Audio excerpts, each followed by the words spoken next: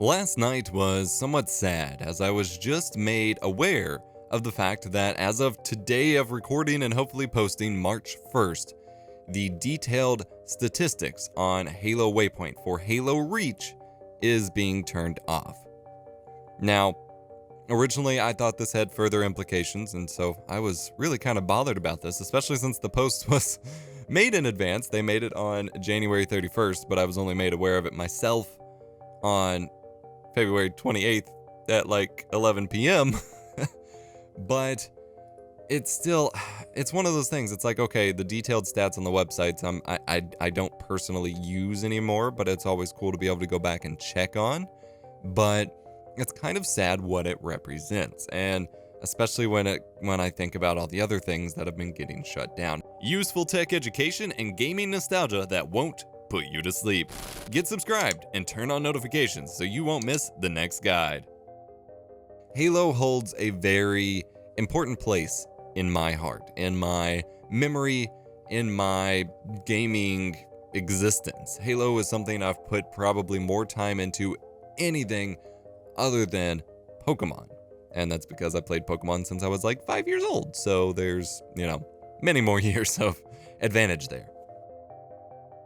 If you're looking at my stats, they're not the most impressive thing in the world. I've only apparently played on my primary account about 1,000 games for about 6 days of total playtime, which isn't a ton. It's a lot for me.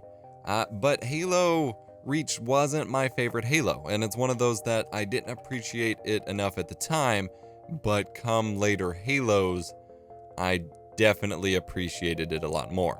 It's a game that came out when I was a senior in high school, which is showing my age a bit, for whether you think I'm younger or older.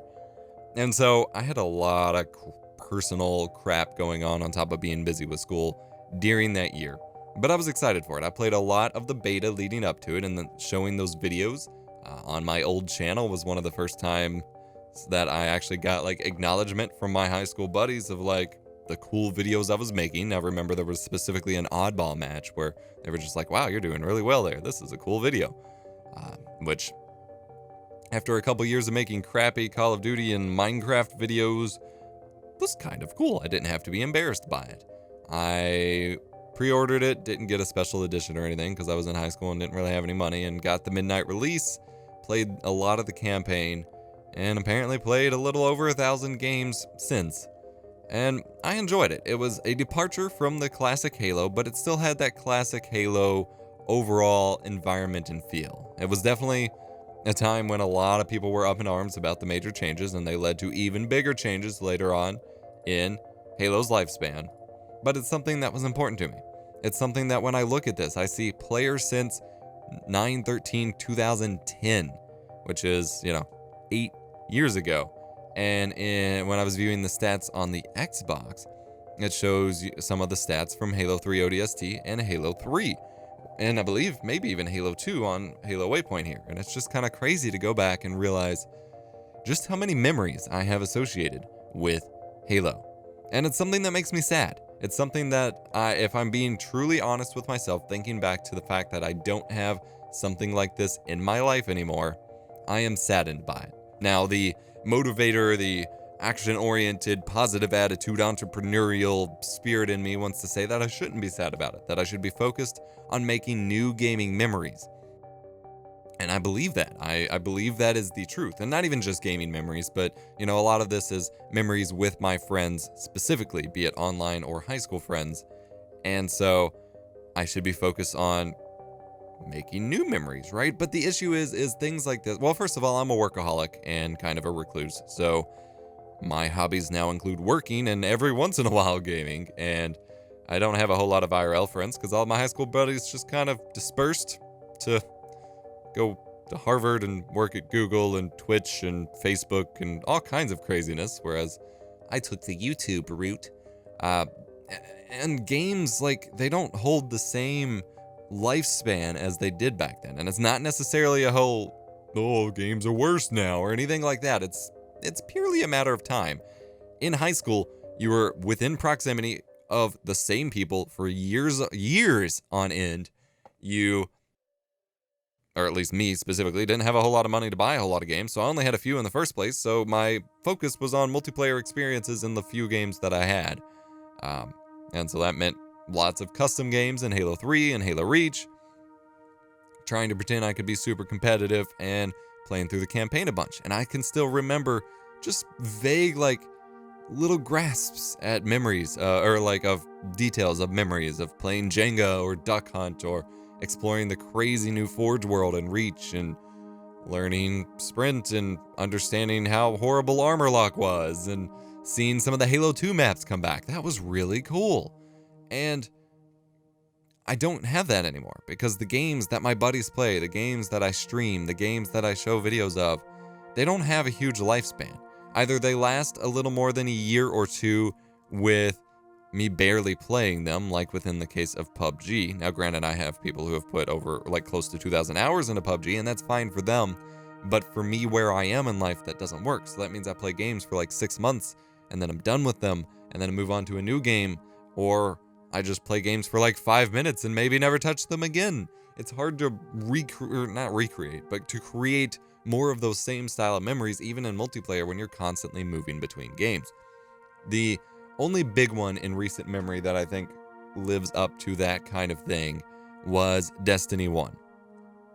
Now, when Destiny 1 first came out, I did not have a PS4, so I played purely solo, just through the campaign and PvP, on PS3 by myself, and I enjoyed it. I put enough hours into it to play it, and then when I got a PS4, that was like one of the first games I bought, was I got Destiny again, so I could play with my buddies. And then we put hours upon hours into the strikes and into the raids, and I put time into PvP. Like, that was our Halo replacement for a good couple of years. Like, Destiny 1 is like 4 years old now, which is also crazy to think about. I started that before I moved out and carried that all the way through to my first apartment and a little into my second apartment. But then Destiny 2 came out, and it wasn't the same. It wasn't good. My buddies I played hours upon hours of D1 with didn't pick up D2, and it didn't happen. Now we have games like Rainbow Six Siege, Warframe, a little bit of PUBG, Fortnite, and those are great for every once in a while, for like 6 months or 6 weeks, and then we get bored of it and move on to the next one, but it doesn't hold the same length.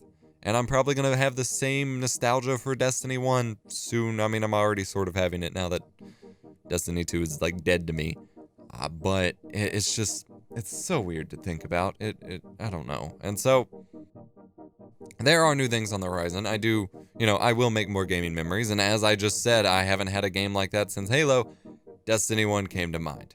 Rocket League, I put a little into, but no, Destiny 1 was like the strongest. This is it for me. And then maybe Black Ops 3, although I don't have as many positive memories. It's just something I put a lot of time into. Mostly solo, even. But Destiny 1 was that. Halo Reach was that. Halo 3 was that. Halo 4 was essentially Destiny 2 to Halo Reach. Like, Halo 4 came out, and I kind of liked it at first, but not a whole lot of people picked it up or played it much. And so I wound up not playing it a whole heck of a lot, even though I really thought it was pretty good. So the challenge for me is to then find a balance of games that I can play with friends that can have lasting potential, games that I can enjoy on my own for a long period of time, and frankly to just kind of socialize more in the first place. I have a couple solutions for this. Modern Warfare Remastered on the PS4 has been something that anytime I have picked up, I've enjoyed the living hell out of, because Call of Duty 4 is one of my favorite multiplayer games of all time. And other than the fact that despite having it since launch, I've yet to get one of the new guns in one of the loot boxes, without paying for them, I have enjoyed the Modern Warfare Remastered take. So I need to actually make myself put time back into that. Like, I struggle with this issue of I have a huge, just incredible backlog of thousands of games. And so I beat myself up for not playing, or for playing the same game over and over and over, instead of playing something from my backlog. And then I basically beat myself up into the point of not playing anything after that, because it's like, oh, I need to play one of my backlog games. I don't feel like playing like that, or playing that. I want to play something more comfortable. And so then I just watch YouTube videos or Netflix, or just bury back into work or clean. But I need to allow myself to play some Modern Warfare Remastered. I hear it's still dead on PC, so I think it's just going to be PS4. I might pick up a couple copies since it's out on its own now for my buddies, so that we can get some groups going if they ever feel like playing it or renew their PS Plus subscription for one of them. And one of my IRL buddies is going to be starting up a tabletop role-playing game thing soon at his house, I believe, in which case we're going to be playing some... I forget which one we were going to play. It's not D&D. It's another common one. I've totally forgot, but it's like D&D. And so that will involve some of the social aspects, and then I need to actually participate more when we are doing the games that'll only last for 6 weeks, jumping in with my friends and putting some time in and allowing myself to step away from work to do that, because I'd much rather step away from work at times in order to put some time into a game with friends and make those memories than say no to games, work through it, and then when I do have free time, just sit around like a zombie watching videos or Netflix because I don't feel like doing anything or existing. Hopefully I can reach that point. Hopefully I can not be so sad when I find out that random aspects of old games are closing down, or servers for games are closing down. Hell, I was sad that the multiplayer servers for Dark Souls are being shut down. Like or not Dark Souls, sorry, I don't want to confuse people. Demon Souls. I picked up Demon Souls in like 2013 for the PS3. The dude at GameStop thought I was crazy. He's like, man, you must like punishment. I didn't understand because I didn't really know what the game was. I couldn't play it. You know, I sucked at it, so I ended up trading it back in. Regret. And I never played any of the multiplayer. But the fact that I no longer get to have that on reserve really bothers me. And that's what really kills me about games. And we've been spoiled since older games are like easier to run and keep managed. You know, I can still go back and play Halo 1 on PC, Halo CE or Custom Edition, with lots of servers, custom maps, entire custom campaigns. It's still there, it's still popping, it's still active. Now granted, netcode and hit detection is trash, it's still a lot of fun, and I still enjoy doing that every few months or so. I'm fully confident in 10 years I'll still be able to do that.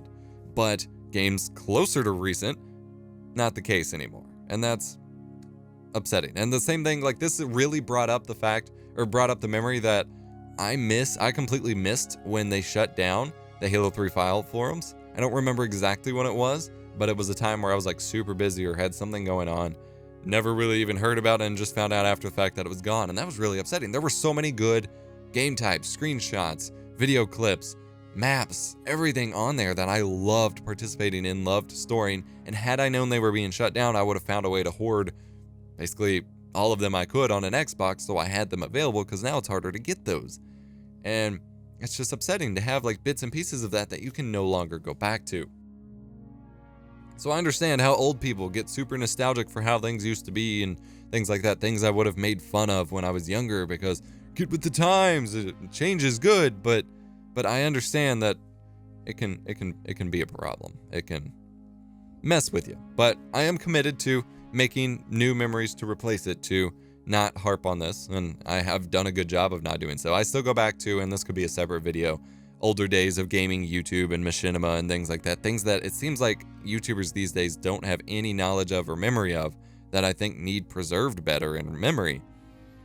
But I think I'm gonna be okay in terms of making those new memories. So if you're unaware, and if you happen to be watching this at the point that they're still up, there is a dedicated Halo Reach stats.halowaypoint.com, which has the detailed statistics that is being removed from Halo Waypoint. You'll still have the high-level overall statistics from all of your games on the normal Halo Waypoint, and you'll still be able to view detailed statistics in-game, and you'll still be able to play the game, no problem.